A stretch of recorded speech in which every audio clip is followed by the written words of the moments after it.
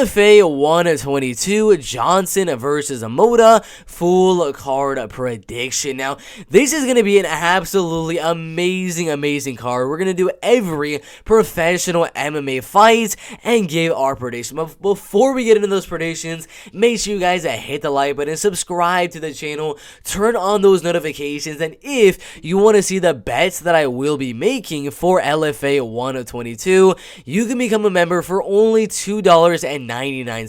Skip to the very end of this video, click the profile picture on the left, and become a member for $2.99. Get all of my bets for LFA, for UFC, for Bellator, and for pretty much every MMA fight out there. Make sure to like the video, and we'll get into the first fight right here in the LFA welterweight division. Elmar Umarov and Turner Williams in the welterweight division. Now, I'm going to be honest with you, it's going to be a domination. Elmar Umarov only losing to Benjamin Bennett, who, to be quite honest, is an absolute beast. Undefeated in the LFA and as an MMA fighter. First round knockout win, third round submission win, then knocked out Elmar Umarov. And look at that amateur career, going 18-4. And that is the only loss on Elmar Umarov's record. Elmar, very good wrestler, very good grappler. TKO win, submission win, submission win, submission win, and so many other finishes there. Turner Williams, on the other hand, hasn't had an MMA fight in quite a while, but when he did, he got submitted in the very first round by Roger Kupfer, this random guy on the regional scene of MMA. I don't know how Turner Williams is getting a shot inside the LFA. He's 0-2 as a boxer and 0-1 as a professional MMA fighter. I'm going to be honest, I really have no idea how he's getting a shot on the LFA. I think they're just going to be feeding Elmar Umarov, so it's a very easy prediction there. Elmar's going to take him down, and he's going to smash him. TKO win or submission win in the first or second round for Elmar Umarov. After that one, we go on to the women's bantamweight division. Brittney Cloudy and Annette Nichols in the bantamweight division. Decently close fight here. 88% going Nichols, which I think is absolutely insane, and probably only due to her record. 2 wins and 0 losses. Split decision or over a 0-3 fighter. Unanimous decision over a 2-1 fighter. Not that bad. And then a couple of amateur MMA wins right there. If you look at her opponent, Brittney Cloudy, fighting the way better competition, going out there, getting a split decision against Erin Blanchfield, a UFC fighter, a ranked UFC fighter as well. Haley Cowan by split decision, and Hope Chase by submission. And she's got some really solid wins as well. Savannah Tarver, Megan Poe, and Tiani Valley, who's a very solid fighter inside of the LFA. But I do believe this one is going to go Brittney Cloudy's way. If you look at the height for Brittney Cloudy, 9 inches taller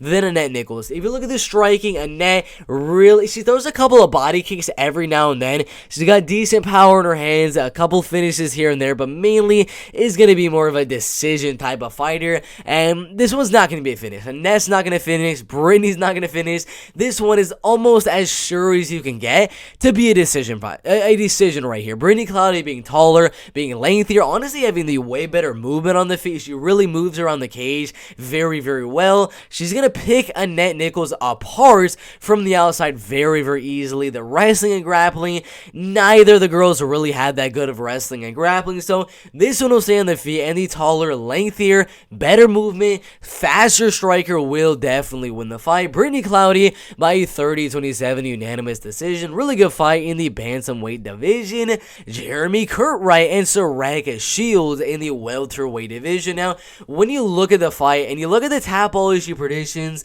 you might kind of override Shields right there. 86% going Curtright to win the fight by knockout, and only 14% going Shields, mainly going to him to win the fight by submission. You might think maybe the more experienced guy, Jeremy Curtright, has really solid striking and is going to knock out Sarek Shields, but that is kind of the case. Jeremy Curtright is way better in the striking, really good boxing, solid kicks, really good knees as well, but honestly, Sarek Shields is going to dominate this fight in my opinion. I mean, it's possible. You never know with these type of fights. Sarek Shields could go out there and gas out, just going for the takedown over and over again, and Jeremiah with the way better striking, could go out there and definitely knock out Sarek Shields. Definitely a possibility on the table. But if you look at all the fights that he has had, only losing to Josh Kinlan, an undefeated amateur and professional MMA fighter inside of the UFC, lost that one by second round knockout. But other than that, first round TKO, second round TKO, third round TKO, second round submission twice in a row, then a unanimous decision. The man's wrestling and grappling is absolutely amazing. He's going to take down Jeremiah Curtright over and over and over again, and he will finish the fight by TKO or by submission in the first or second round. Again, another one of those losses for Jeremiah Curtright is a submission loss. Submission loss right there, and a heel hook submission loss right there as well. The overall, Sarek Shields should definitely go out there, out wrestle, and out grapple in the fight. If we look at the betting odds as of right now, I do believe that the Sarek might be the favorite. This is at minus 240. I think it's a little bit closer. Minus 400 was absolutely insane, but it is a decently close fight because you never know with a guy like Sarek Shields. He could gas out, he could kind of walk into a knee down the middle going for a takedown or things like that. But overall, I think Sarek should be able to out wrestle, out grapple, and win the fight on the ground. A really good fight in the welterweight division right there. Dan Moriarty and Jett in the casualweight division of 130 pounds. Now, Jett 2 wins, 1 loss. The thing I noticed from watching film on him, very, very good in the clinch. Now, not necessarily fighting the best competition, but in those fights, he showed amazing clinch work. Really good knees to the body and to the head, good elbows, good overhand rights, uppercuts, things like that. He's just a very, very solid clinch type of guy. He's striking at range, not really a technical striker, just throwing pretty big shots, hoping to land that knockout blow. Dan Moriarty, kind of a much, much different fighter. Not really looking to go out there and get the knockout, looking to play it a little bit more technical on the feet, then close the distance, take you down, and smash you on the floor. That's kind of what I think is going to happen here. You never know with those knees and the clinch game of Jett.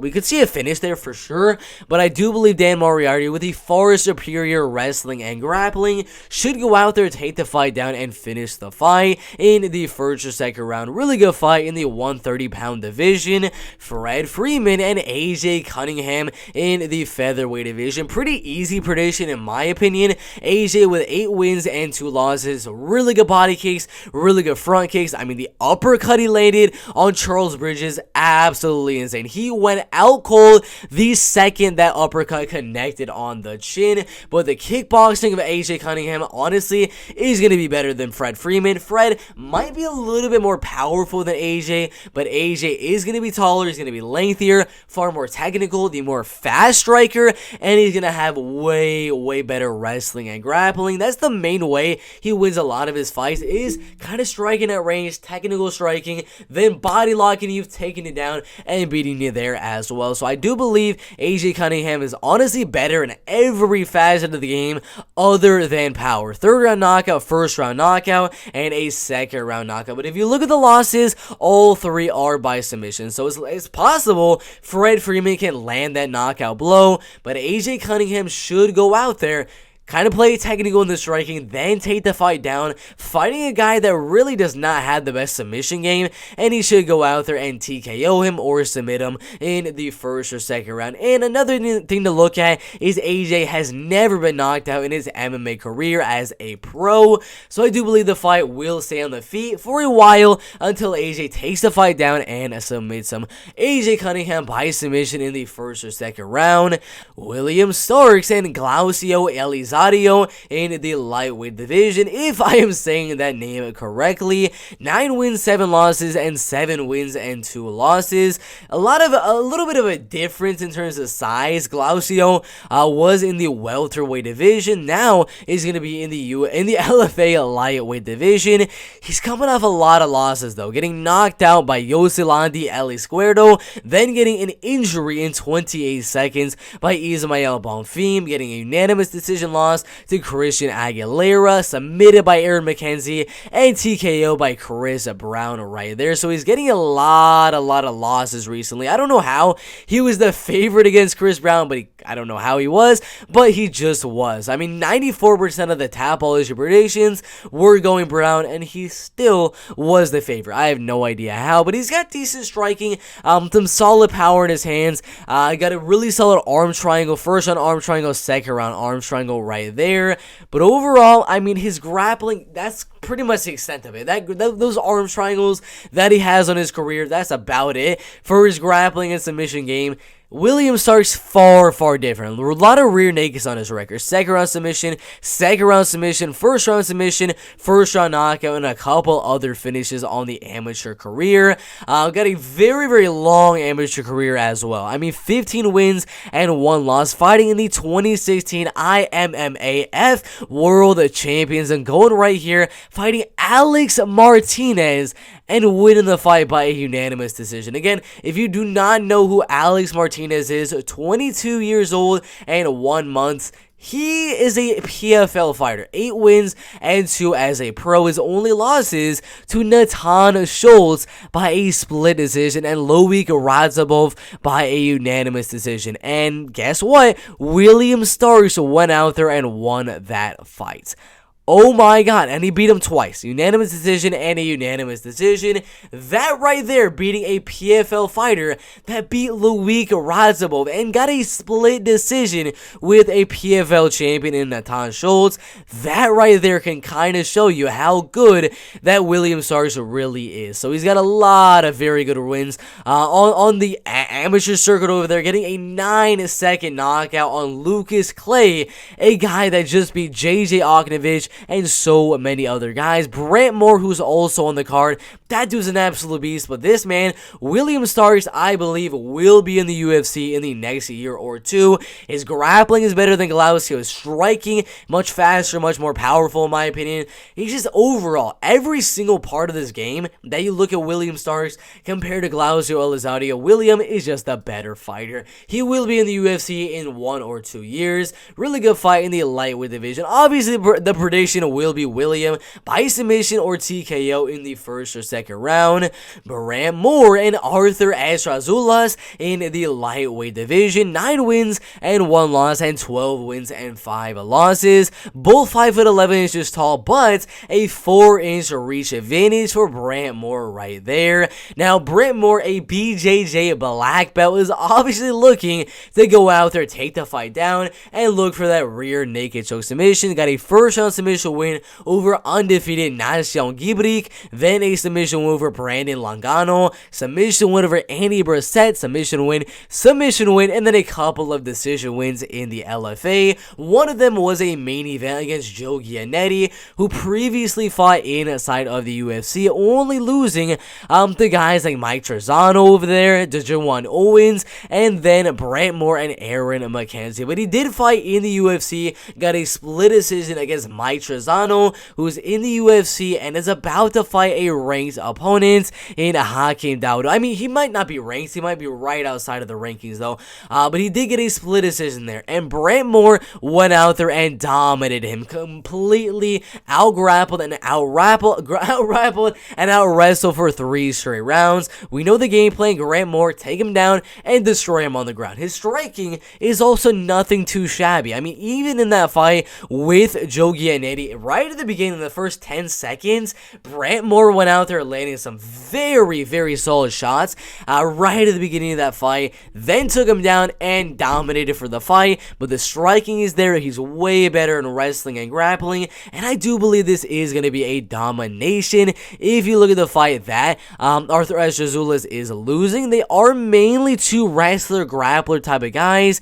You look right here, Nick Brown in his last fight, very, very good wrestler and grappler. The LFA champion currently over there in Bellator, about to fight Mondel Nalo. Very, very solid fighter right there.